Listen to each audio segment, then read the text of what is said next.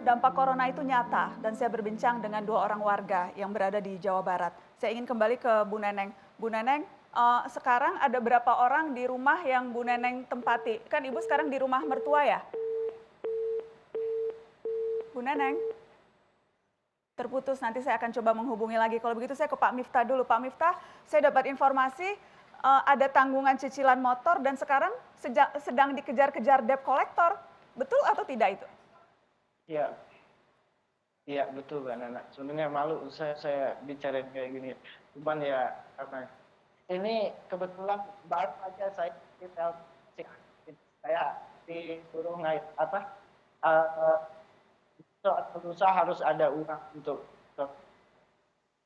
Pak Miftah, mohon maaf ada kendala komunikasi terputus-putus, boleh diulang lagi? Iya, kebetulan ini sebelum acara ini barusan saya habis ditelepon debt collector juga, Mbak. Saya besok atau lusa udah harus ada uang, sedangkan saya dari Jakarta aja cuman bawa badan. Saya jelasin kan ada kebijakan pemerintah katanya nggak ada urusan gitu.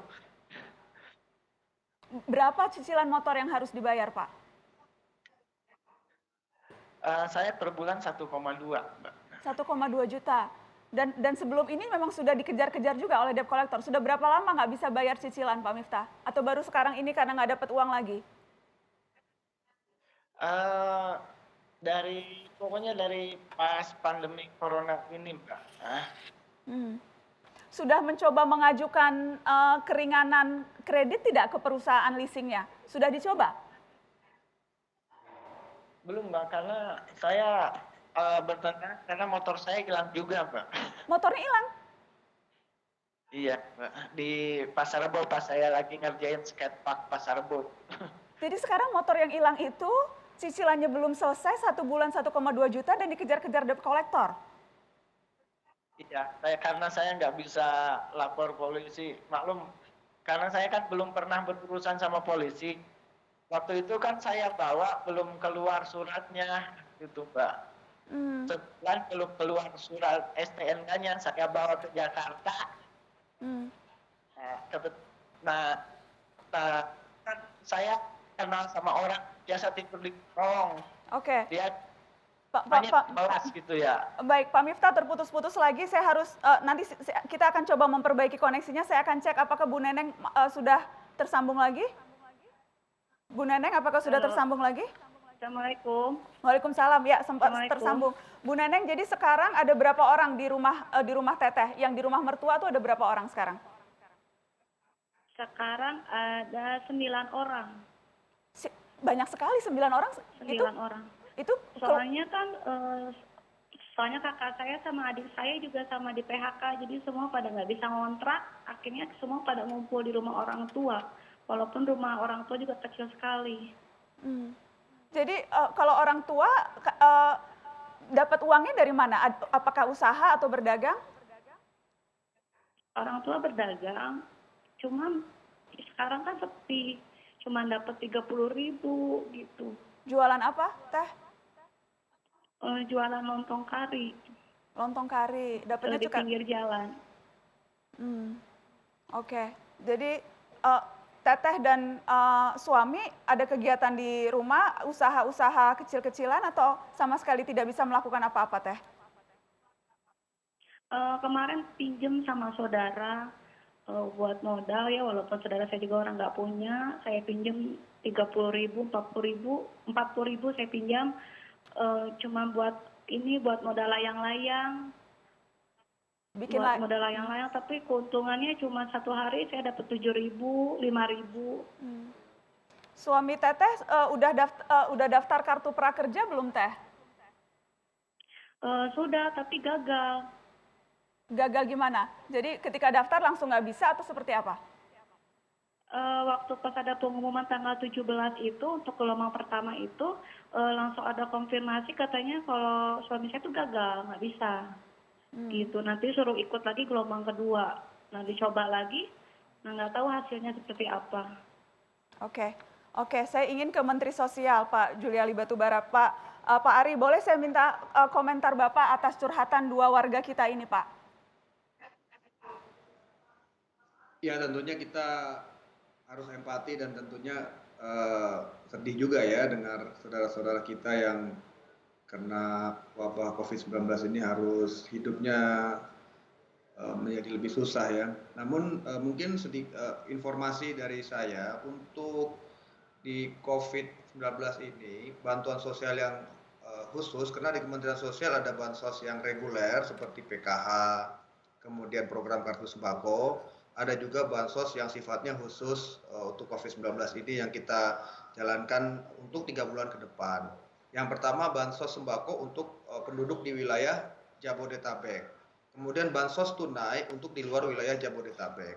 Jadi untuk Bu Neneng dan tadi Pak Miftah ya kalau tidak salah, yang di Kabupaten Cianjur dan satu lagi di nggak tahu saya di Kabupaten Bandung atau di Kota Bandung itu ada bansos tunai. Berapa Nanti jumlahnya Pak silakan Menteri? mendaftar 600.000 per bulan untuk 3 bulan. Oke, bagaimana Jadi caranya itu didapatkan Pak? ya memang datanya itu kita minta dari Pemda. Jadi nanti silahkan Pak Miftah dan Bu Neneng bisa mungkin mendaftar lewat kelurahannya masing-masing atau desanya ya kalau di Kabupaten Cianjur mungkin di desa dan kalau Kota Bandung di kelurahan atau di Kabupaten Bandung itu di desa mendaftar untuk mendapatkan bansos tunai senilai 600.000 untuk 3 bulan ke depan. Insya Allah nanti bisa masuk dalam daftar itu. Nanti saya akan cek sendiri lah karena datanya kan juga nanti masuk ke Kemensos untuk Bu Neneng dan Pak Miftah. Kalau memang dananya atau datanya masuk berarti akan eligible untuk bantuan bansos tunai tersebut, Mbak Nana. Saya akan langsung cek. Ibu Neneng, apakah terdata di RT RW atau di kecamatan, Ibu Neneng? Tidak sama sekali. Ada yang pernah datang nggak untuk Sama mendata? sekali nggak ada. Ada yang pernah datang untuk mendata? Nggak Atau ada. ada informasi bagaimana caranya untuk mendaftar? Nggak ada. Pernah bertanya Dari Ibu RT di mana atau daftarnya RW ke pun, Pak RT, Pak RW? belum ada pembicaraan sampai situ. Hanya belum Bu ada Nen. pembicaraan sampai situ. Oke, maaf saya potong-potong supaya lebih jelas ini. Apakah hanya Iya. Bu Neneng saja atau tetangga-tetangga juga seperti itu? Tidak ada informasi dan tidak ada pendataan? Semua di Kumuru tidak ada yang dapat informasi ataupun belum ada dapat bantuan. Itu pun pernah ada pembicaraan untuk bantuan dari Pak Ridwan Kamil untuk mendapatkan uang yang 500.000 per bulan itu katanya dalam satu kelurahan cuma 10 kakak yang dipilih. Tidak semua, Gitu. jadi Dan yang 10 pun itu juga belum ada yang dikasih. Oke, saya ke Pak Miftah. Pak Miftah, apakah terdaftar atau pernah mendapat bansos atau minimal di data Pak Miftah? Untuk itu saya belum tahu ya, cuman kalau saya ya emang udah biasa dapat PKH ya karena dia maaf jangan saya Pak Miftah, mohon Bapak saya kan audionya udah diperjelas, tidak ada. dipegang lagi itu, kabelnya dipegang lagi supaya lebih jelas. Boleh diulang Pak Miftah? Untuk saya kalau masalah bantuan saya belum tahu menahu ya. Saya belum ada arahan harus mendaftar atau gimana. Saya cuma datang ke RT, laporan datang dari Jakarta aja. Belum ada komunikasi masalah bantuan. Oke, Pak Menteri, apa solusi untuk dua warga ini Pak Menteri? Ya, memang sebenarnya mekanisme pendataan itu dari bawah ya Mbak Nana, dari daerah, tentunya yang kabupaten dari desa ke atas, kemudian kalau kota dari kelurahan ke atas. Bahkan kalau untuk desa, itu ada lagi di luar yang dana Kemensos, ada yang dari dana desa bagian bansos tunai dari dana desa. Jadi di desa itu mungkin kemungkinan dapat bansos tunainya sebenarnya lebih banyak daripada di kota ya. Bahkan ini kalau ditambah dengan bansos-bansos yang dari Pemprov, Pemkab, Pemkot, harusnya bantuan-bantuan ini cukup masif. Karena kalau kita hitung yang cash base bansos saja, apakah itu dari kami Kemensos bansos tunai, dana desa, bansos tunai dana desa, dan kalau kita asumsikan kartu prakerja sebagai semi bansos, ini total yang dari pemerintah pusat, yang cash base bansos tunai aja itu hampir 60 triliun. Ini belum lagi dari provinsi yang juga tadi disebutkan dari Pak Gubernur, mungkin dari Bupati, Wali Kota. Oke. Memang ini beberapa kali kita dengar. Jadi pendataan dari bawah itu yang mungkin memang karena mungkin alokasinya ya Mbak Nana ya, mungkin jadi ada yang terskip atau yang mungkin dilewati. Tapi saya kira silahkan proaktif aja. Datang ke balai desanya yang di kabupaten, kelurahan yang di kotanya, minta agar didaftarkan dan nanti insya Allah prosesnya akan naik ke atas gitu.